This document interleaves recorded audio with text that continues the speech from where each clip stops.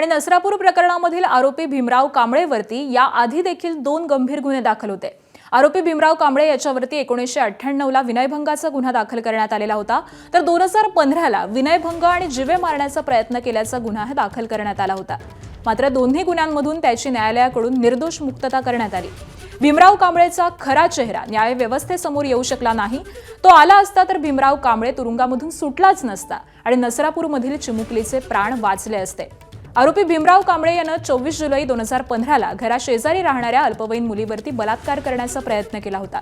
एवढंच नाही तर विरोध केल्यानंतर त्या मुलीला कोयत्यानं मारण्याचा प्रयत्न देखील केला होता आणि त्यानंतर कांबळेवरती पोक्सो कायद्याअंतर्गत गुन्हा दाखल करण्यात आला होता। मात्र 4 मे 2019 ला पुण्याचे विशेष आणि अतिरिक्त सत्र न्यायाधीश A.V. रोट्टे यांनी भीमराव कांबळेची सबळ पुराव्याअभावी निर्दोष मुक्तता केली होती।